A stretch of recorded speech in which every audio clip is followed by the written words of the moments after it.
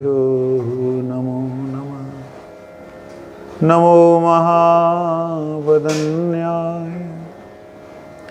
कृष्ण प्रेम प्रदायते कृष्णाय कृष्ण चैतन्य नामिने गौरत्विषे नमः। तप्त कांचन गौरंगी राधे वृंदावनेश्वरी वृषभानुसुते देवी प्रणमामि हरिप्रिये।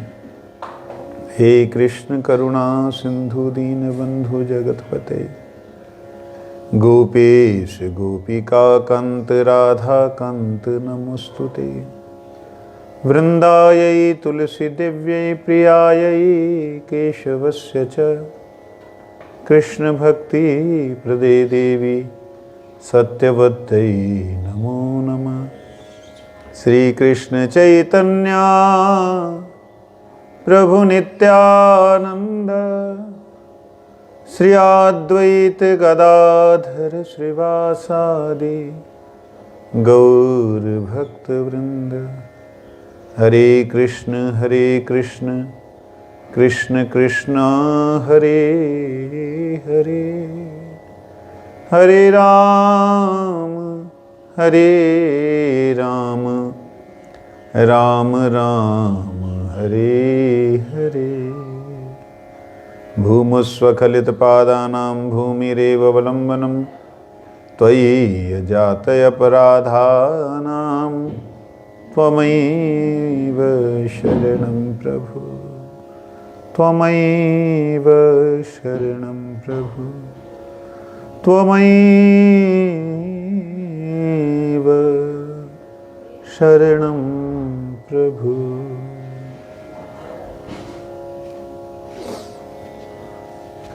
गीता सुगीता कर्तव्या किमन्य शास्त्र विस्तरै या स्वयं पद्मनाभस्य मुख पद्माद् विनिसृता।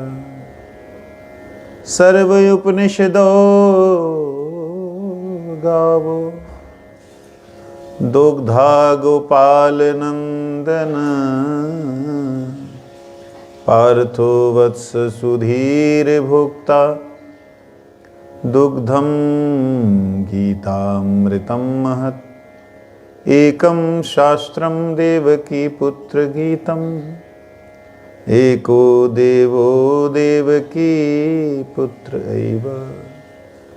एको मन्तरस्तस्य नामानि यानि कर्मप्य एकं तस्य देवस्य सेवा। कर्मप्य एकं तस्य देवस्य सेवा। श्री गुरुदेव की कृपा से हम लोग यहाँ श्रवण कर रहे हैं 18वां अध्याय, जिसमें भगवान ने कल एक बात कही, मत्तः चित्तः सर्व दुर्गानि मत प्रसादात् तरिष्यसि। मेरे में जिसने चित्त दे दिया,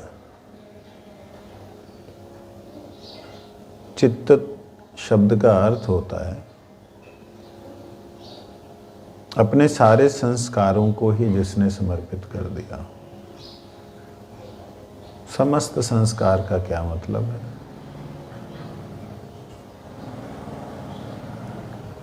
हमारी चक्षु कर्ण नासिका जिह्वा त्वचा वाणी हाथ पैर उदर, जितनी भी इंद्रियां हैं हमारी, उन इंद्रियों के जितने संस्कार हैं, उन समस्त संस्कारों को जिसने भगवान को समर्पित कर दिया, मतलब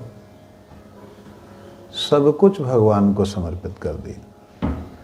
ऐसा जो व्यक्ति है वो फिर मेरी कृपा से तर जाता। अब प्रश्न आता है, जिसने आपको समर्पण ही कर दिया तो फिर उसका तरना बाकी क्या रह गया? आपके प्रसाद की क्या जरूरत है? मत प्रसादात, फिर आपकी कृपा की तो जरूरत नहीं। कहते मेरी कृपा की इसलिए जरूरत है कि उसका चित्त, उसके संस्कार, उसका हृदय मुझ में समर्पित होगा कैसे?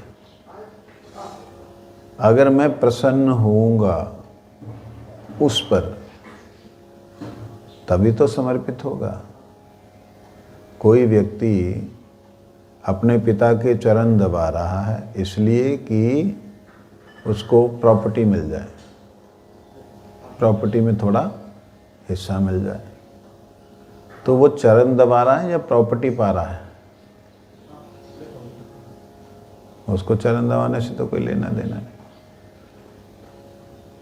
इसी प्रकार से कर्म ज्ञान योग मार्ग के पथिक जो हैं वो अपने चित्त को परमात्मा को समर्पित करते हैं, तभी वो अपनी अपनी व्यवस्था और लक्ष्य को प्राप्त करते हैं। किंतु जो व्यक्ति समस्त प्रकार के कर्मों को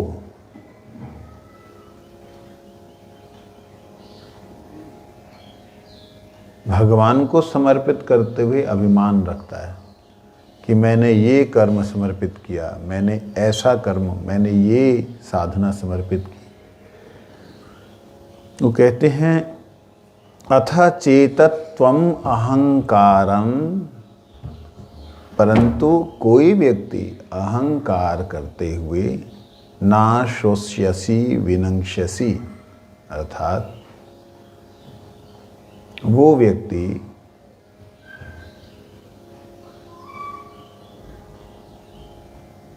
निश्चित रूप से गिरेगा जो मेरी बात को सुन नहीं रहा, जो समझ नहीं रहा, जो मान नहीं रहा। किसके कारण से? अहंकार के कारण से। क्या अहंकार के कारण से?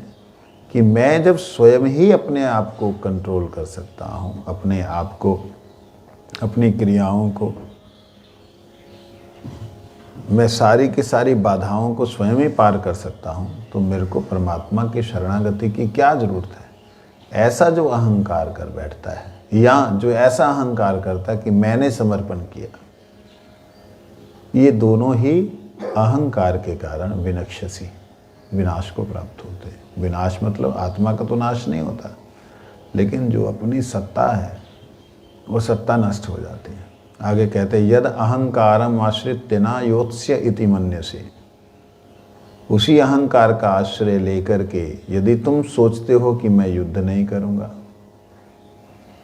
मिथ्यैव व्यवसायस्ते, तुम्हारा ये जो बुद्धि है, ये जो विचार है, ये मिथ्या है।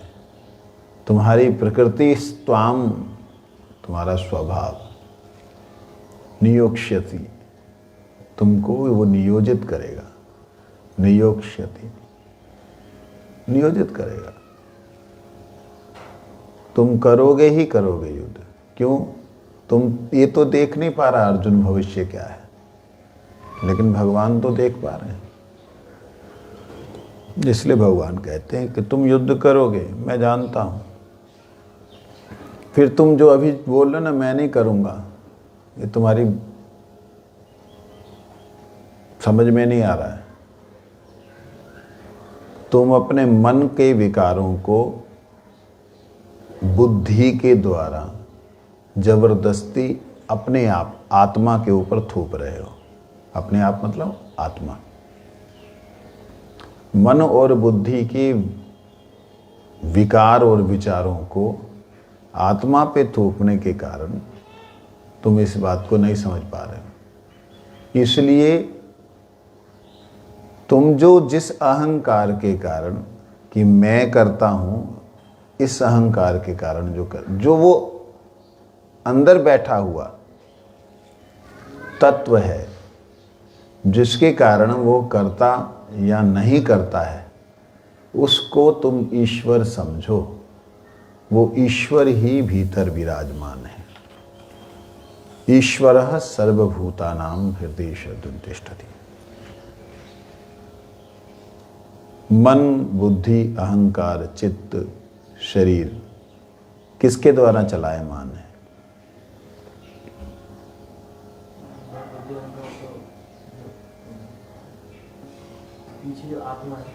आत्मा से। उस आत्मा को यहाँ पर ईश्वर कहा है। और यहाँ अगर आत्मा को परमेश्वर शब्द बोला जाए, ईश्वर शब्द का प्रयोग हुआ, लेकिन इस ईश्वर शब्द को अगर परमेश्वर शब्द से अभिहित किया जाए तो कहते हैं ईश्वर सर्वभूतानां, सभी भूतों के, हृदयेषु अर्जुन तिष्ठति। ईश्वर तो एक है, तो सभी जीवों के हृदय में निवास करते, तो सभी जीवों के हृदय में अलग अलग ईश्वर हुए। और ब्राह्मण, सभी भूतों को ब्राह्मण मतलब घुमाते हैं। कैसे? यंत्र रूढ़ानी, यंत्र में आरूढ़ होकर के जिस प्रकार। तो इसलिए यहाँ पर जो ईश्वर शब्द का प्रयोग हुआ है, ये मेरा ऐसा मानना है। कोई महापुरुष, कोई विद्वान अगर इसको काटना चाहे तो काट सकता है मेरी इस बात को, परंतु मुझे विश्वास है ये सभी को मानना पड़ेगा। ऐसा तर्क है मेरा।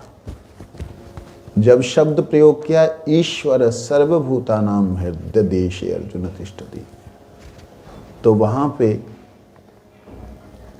सर्वभूत कौन से हैं?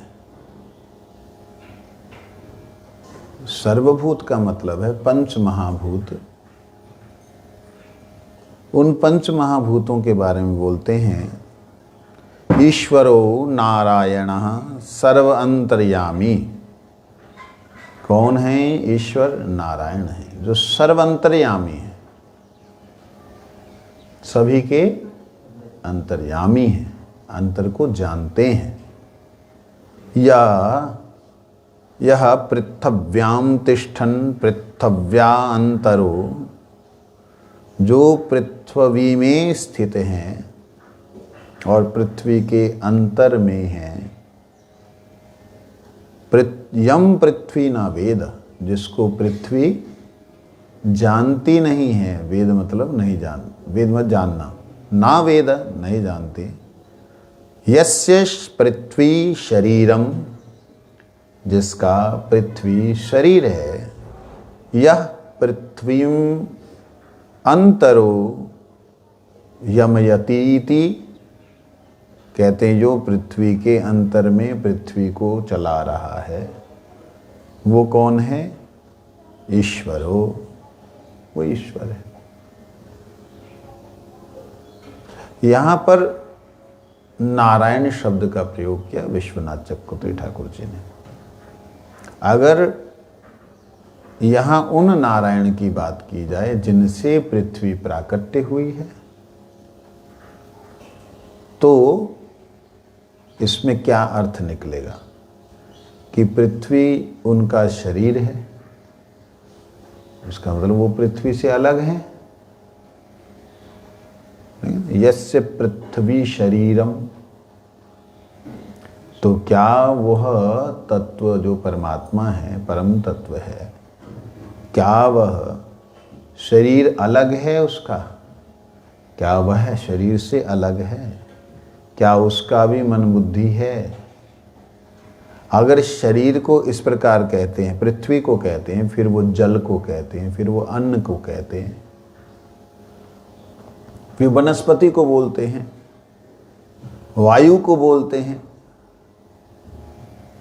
इस प्रकार से जब विचार हो रहे हैं तो ऋषियों के विचार हैं, इसलिए ऋषियों की बात को हमें 100% मानना होगा। ऐसा होने पर भी दूसरे ऋषि की अगर बात, पहले ऋषि की बात को अनुमोदन करते हुए, हाँ ठीक है, लेकिन उसके ऊपर की बात अगर कुछ बोल रही है तो उसे स्वीकार करना चाहिए। हाँ, आप ठीक कह रहे हैं। भगवान भी कहते हैं मैं जगत में हूं, जगत मुझ में है। तो दोनों बातों को मानना होगा। हम एक बात को मानेंगे, एक को नहीं मानेंगे, तो वो सही नहीं होगा। तो जगत में मैं कैसे हूं? मेरी शक्ति के अंश के रूप में हूं। कैसे हूं? शक्ति के अंश के रूप में। शक्ति मेरे से अभिन्न है, भेद नहीं है, मेरी है और उसका अंश भी मेरा ही है। इसलिए जीव मवैव अंश, मवैव अंशो जीवलोके जीवभूत सनातना, मेरा ही अंश है। जब परमात्मा का अंश है तो जीव आत्मा है कि नहीं? परमेश्वर का अंश है तो जीव ईश्वर है कि नहीं? पर ब्रह्म का अंश है तो जीव ब्रह्म है कि नहीं? इस दृष्टि से देखा जाए तो सामंजस्य बैठ जाता है। कहीं भी कोई भी विरोधाभास ही नहीं होता किसी भी तत्व का, किसी भी सिद्धांत का। लेकिन अगर हम ब्रह्म शब्द बोलने से पर ब्रह्म माने, आत्मा शब्द बोलने से परमात्मा माने, ईश्वर शब्द बोलने से परमेश्वर माने, तो वहां पर गड़बड़ियां और आपस में एक दूसरे से हमारे सनातन के अंदर तकरार होते आए हैं और होते रहेंगे। समझे? तो यहां पर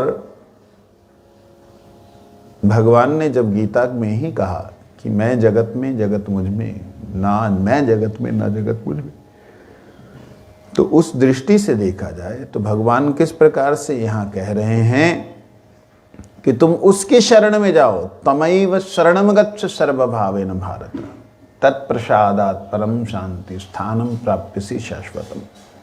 तुम उसकी बात को सुनो। किसकी बात को? जो अनात्मा नहीं है, जो आत्मा है। जो क्या है? अनात्मा नहीं। अनात्मा मतलब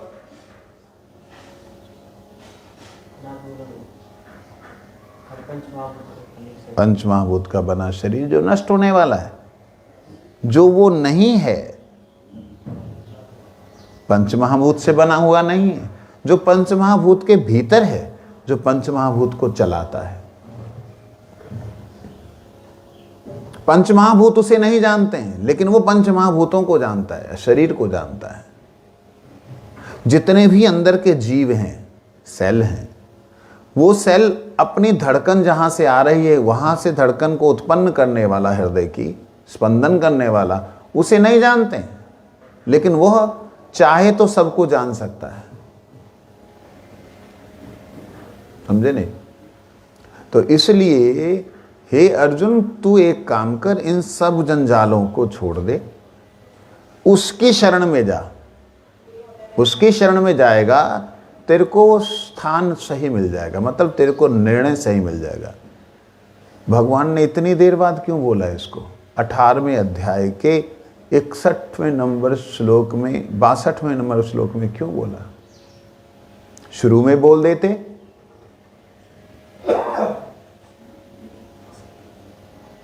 तू उसकी शरण में जा। नहीं, शुरू में इसलिए नहीं बोला क्योंकि अर्जुन यहां अभिनय कर रहे हैं जैसे एक बद्ध जीव होता है, और फंसे हुए जीव को कभी यह ज्ञान नहीं होता कि वो शरीर, मनबुद्धि, अहंकार और स्वयं, इन तीनों में अंतर उसे दिखलाई नहीं देता।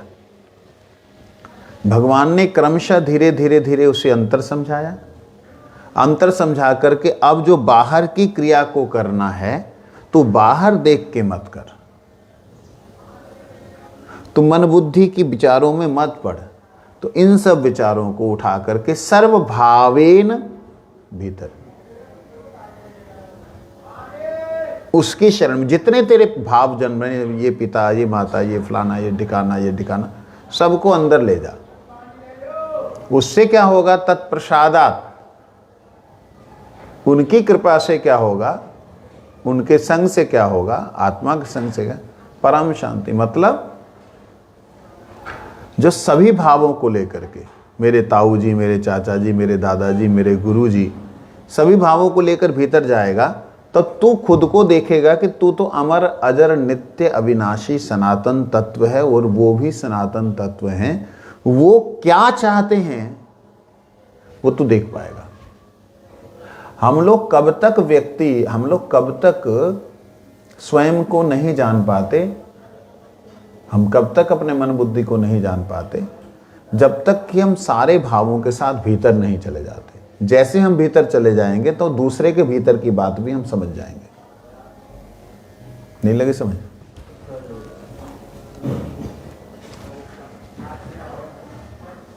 जैसे ही हम अपने भीतर सभी भावों के साथ में चले जाएंगे, भीतर से जब सुनेंगे, तब हम दूसरे के भीतर को भी सुन पाएंगे, देख पाएंगे।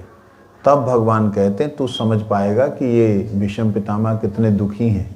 आत्महत्या नहीं कर सकते, लेकिन शरीर छोड़ना चाहते हैं, और ऐसे ही मरना नहीं चाहते कि किसी के हाथ से मर जाएं, वीर गति प्राप्त करना चाहते। तब तेरे को सुख होगा उनके कपड़े उतारने में। समझ लगी? क्योंकि तू आत्मा को जब समझ गया है, आत्मा अजर अमर नित्य अविनाशी सनातन तत्व है, तब तुझे ये पता लग जाएगा कि ये नष्ट होने वाला नहीं है, तेरा भी नहीं, उनका भी नहीं, है ना? जब दोनों का ही नष्ट होने वाला नहीं है, सिर्फ कपड़े उतारने हैं, और नए कपड़े जो हैं तैयार हैं उनके लिए, जब तू ये देख पाएगा, तब तेरे को कहीं भी कोई भी शोक नहीं होगा, शांति प्राप्त होगी। गुरु द्रोणाचार्य का भी बहुत सारा जो बोलते हैं कि मैंने इनका अन्न खाया है इसलिए मैं ऋणी हूँ, समझ पाएगा। बाकी दुष्टों का संहार, उनके शरीर जो कि दुराचार में पड़े हुए हैं, उनका जो तो संहार करेगा, उसमें भी तेरे को पाप नहीं लगेगा। समझे नहीं? उसमें भी तुझे पाप नहीं लगेगा। क्यों नहीं लगेगा? क्योंकि तू एक स्थान प्राप्त कर चुका होगा। तो इसलिए कुछ लोग, जो लोग इन श्लोकों का सही अर्थ नहीं जानते, वो लोग बहुत तरह का अपवाद करते हैं। उन्होंने एक यथार्थ गीता, जहाँ गीता तत्व बोल करके एक निकाला था, और उसमें इन्हीं श्लोकों को उठाया कि भगवान ने सारी गीता में बहुत कुछ कहा, और कहने के बाद आखिर में कहते हैं कि भाई अब जो है मैं तेरे को वो बात बतला रहा हूँ जो परम गुह्य है, इससे श्रेष्ठ कोई बात नहीं, इसलिए तू क्या कर, सब कुछ छोड़ दे, अपने भीतर चला जा। और भीतर बैठा हुआ कौन है? वो एक महात्मा का नाम बोलते हैं कि फलाना महात्मा भीतर बैठा हुआ है, वो वही ईश्वर है, बाकी कृष्ण तो उनका दास है।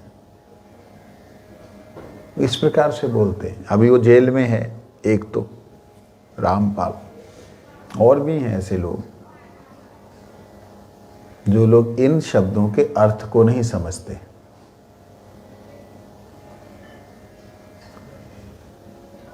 यहां त्वम शब्द का प्रयोग किया गया मन से, बुद्धि से। व्यक्ति मन और बुद्धि से ही बाहर जाता है। कहते मन और बुद्धि को शरण में ले जाओ। शरण में मतलब जो भीतर तुम्हारा चिंतन है, और उस विचार में जो आत्मा का चिंतन है, आत्मा का विचार है, सर्वभाव से वहां जाओ। तत्प्रसादात, उनके प्रसाद से प्राप्ति शाश्वतम, उनका जो स्थान है वो शाश्वत स्थान प्राप्त करोगे। शाश्वत स्थान प्राप्त करने का मतलब होता है नित्य धाम को प्राप्त करोगे, नित्य धाम को प्राप्त करोगे। इसलिए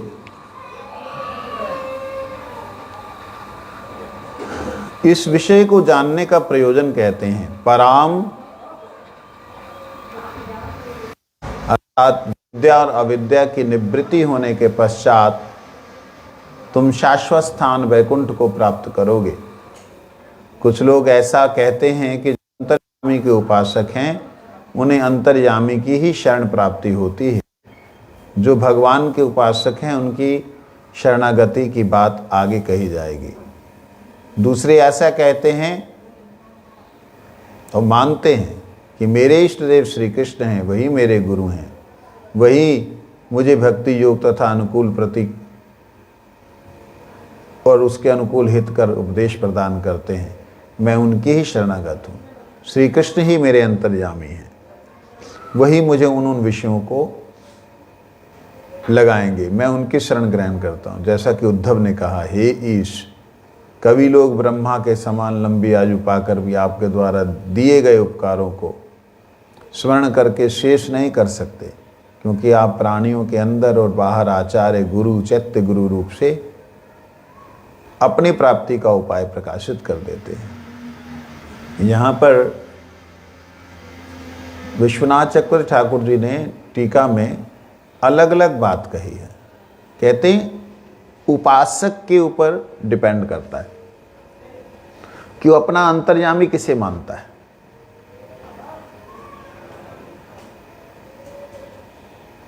शरीर का अंतर्यामी, मन बुद्धि का अंतर्यामी अगर देखें तो आत्मा है, और अगर आत्मा के स्तर पे आकर के देखें तो परमात्मा है। परमात्मा है, कोई उसे ब्रह्म मान लेता है, कोई उसे विष्णु मानता है, कोई कृष्ण मानता है, कोई गुरु मानता है। ये अपने अपने स्थिति के अनुसार जो व्यक्ति है, जो आत्मा है, वो अपना अंतर्यामी जिसे मानता हो, कहते हैं उसकी शरण में जाओ। यहाँ पर विश्वनाथ चक्रवर्ती ठाकुर जी ने इसको खोला।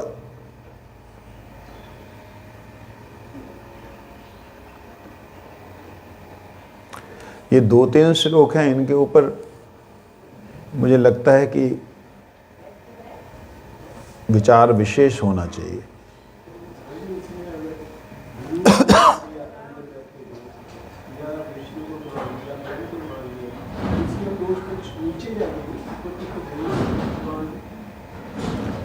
उसे जान नहीं सकता ना भगवान को, तो वो तो काल्पनिक होगा ना उसका मानना।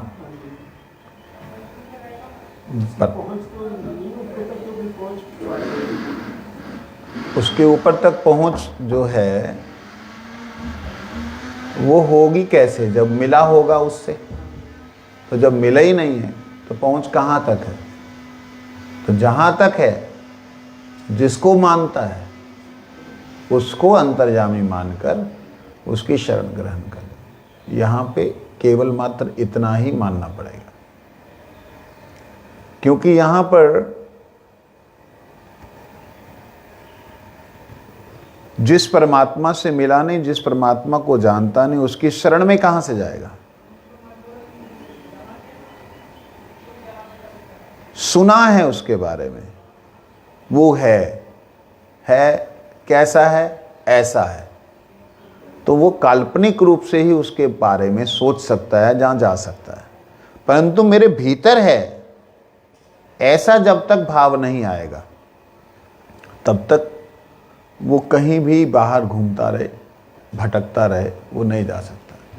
तो मेरे भीतर कौन है, ये भाव बहुत उत्तम और उत्तम स्थिति का भाव है।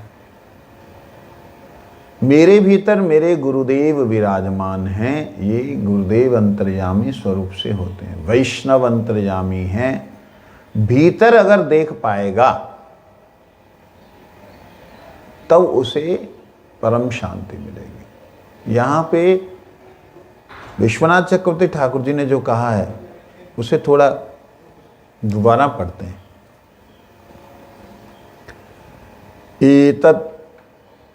एतद् जज्ञान एतत् जज्ञापन प्रयोजनम् आह तमवेति इति परां विद्या विद्ययोर्निवृत्तिं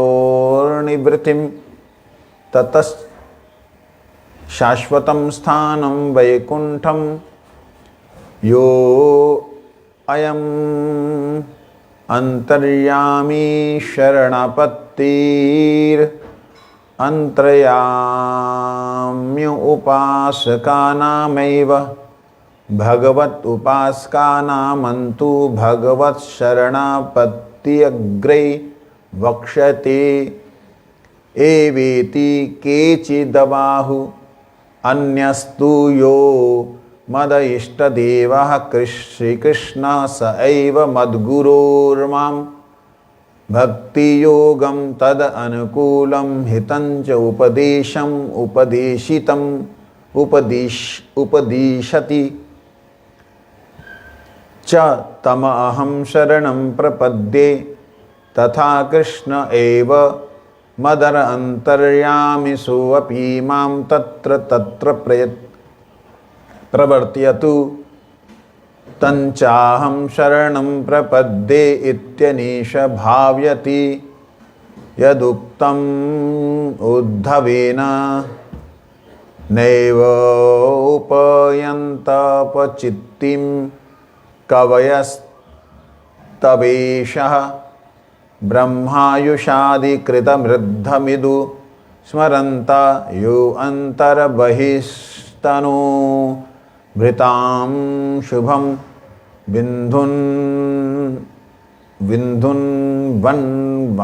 वन्नाचार्य चेतस्त्वपुषा स्वगतिं व्यनक्ति इति। क्या कहते हैं?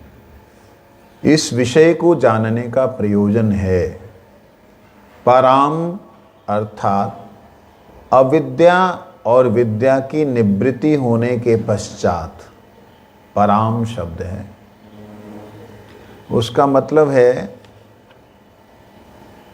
पराम शांति। जो शब्द आया है तत्प्रसादात पराम शांति,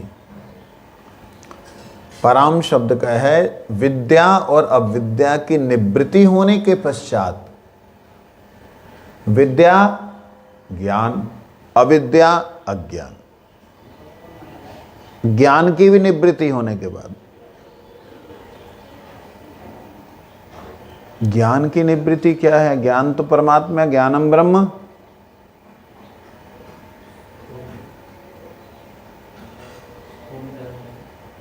स्थूल ज्ञान को अविद्या कहा गया है, जागतिक ज्ञान को अविद्या कहा गया है।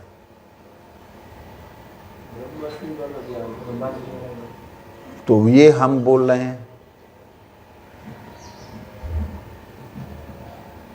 जो ब्रह्म है उसका मैं अंश हूं, मैं ब्रह्म हूं, ये वाला जो ज्ञान है ब्रह्मस्मि। तो ये जो ज्ञान है ये विद्या है, अविद्या नहीं है। ये अज्ञान नहीं है, वो तो है ही ब्रह्म।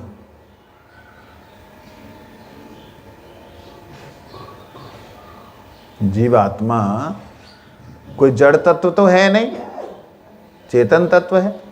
और चेतन तत्व होने के नाते, ब्रह्म तत्व होने के नाते, वो जब इसी भाव में प्रतिष्ठित रहेगा तो वो शरणागत किसके होगा? तो तमैव शरणम गच्छ सर्वभावेन भारत क्यों बोला? तो उसकी शरण में जा।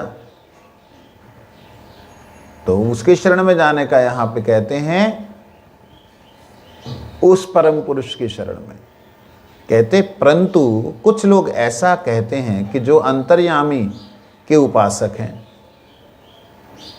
जो अंतर्यामी के उपासक हैं, उन्हें अंतर्यामी की ही शरणागति होती है। अंतर्यामी मतलब जो अंतर में रहने वाले। अब कोई कोई व्यक्ति संसार में, मैं देख रहा हूँ बहुत सारे लोग इस संसार में अपने गुरु को ही सर्वश्रेष्ठ स्थान देते हैं, अपने गुरु से श्रेष्ठ परमात्मा को भी वो नहीं मानते। ऐसे बहुत सी संप्रदाय हैं, बहुत सारे लोग हैं। और उसके कारण से क्या हो रहा है? जगत में बहुत भ्रम पैदा हो रहा है। और भ्रम पैदा होने के कारण वो लोग उन्हीं की शरणागति प्राप्त करते हैं। कहते कृष्ण जिस प्रकार कृष्णम वंदे जगत गुरुम, जैसे कृष्ण जगत गुरु थे, अभी हमारे गुरुदेव जगत गुरु हैं, ऐसा कृष्ण थे और ये हैं। इस प्रकार से जो लोग बोलते हैं वो उन्हीं की शरणागति जाएंगे, लेकिन स्थानम प्राप्य से शाश्वतम ये वाली बात नहीं होगी, पराम शांति वाली बात नहीं। क्यों नहीं होगी? आपके बोलने से नहीं होगी क्या? कहते नहीं होगी। क्यों नहीं होगी? क्योंकि तुम्हारे गुरु उस परम को नहीं मान रहे हैं, उस परम तत्व को स्वीकार नहीं कर रहे हैं। तो कृष्ण ने स्वीकार नहीं किया, कहते कृष्ण स्वयं परम हैं। कहते पर ब्रह्म अहम अस्मि, प्रतिष्ठित ब्रह्म अहम अस्मि। बाकी कोई भी इस प्रकार से नहीं कह सकता, कोई महापुरुष नहीं कह सकता। इसलिए किसी ने बोला, कहते कि भगवान कृष्ण अगर चाहें तो सबके हृदय को परिवर्तित कर सकते हैं। बिल्कुल कर सकते हैं। तो युद्ध क्यों करवाया? सबका हृदय बदल देते, सब में प्रेम भर देते। वो तो प्रेम की मूर्ति है। तो प्रेम की मूर्ति तो भगवान है, तो सब में प्रेम भर देते। भगवान की एक आदत है, अपने आप जिस प्रकार वह स्वतंत्र, सर्वतंत्र स्वतंत्र हैं, ऐसे जीव को उन्होंने स्वतंत्रता दी हुई है, आज़ादी दे रखी है। उस आज़ादी को अगर बाधा दे देंगे तो कठपुतली बन जाएगा, और कठपुतली की तरह उसको नचाना चलाना, तो ये जीव की स्वतंत्रता नहीं हुई, आज़ादी नहीं हुई। तो इसलिए जीव की आज़ादी जो है उसको भगवान नाश नहीं करते। यही भगवान की भगवत्ता है, मगर संसार में लोग इसे समझते नहीं। वंशा कल्पतरुष कृपा सिंधु पतितानां पावन वैष्णव। कहने का आज का तात्पर्य जो था वो था कि ईश्वर जो है वो कोई शिव को, कोई इंद्र को, कोई विष्णु को, कोई ब्रह्मा को, कोई गुरु को, कोई किसको ईश्वर मानता है। ईश्वर कहने का अभिप्राय साधारणतः होता है अपने से श्रेष्ठ किसी को मानना, किसी की शक्ति के आगे झुक जाना, वो ईश्वरवाद है। तो इस प्रकार जो अंतर्यामी के स्वरूप में जिसे उसने मान लिया है उसकी शरण ग्रहण करे। तो अर्जुन को ये कहने का भाव था कि तू अपने भीतर जिसे मान बैठा है कि उसकी बात तुझे अच्छी लगती, सही लगती है, तो उसकी बात को मान ले। मैंने जो बोलना था तुझे बोल दिया, अब जो मैं बोलने जा रहा हूँ उससे पहले उसके शरण में चला जा।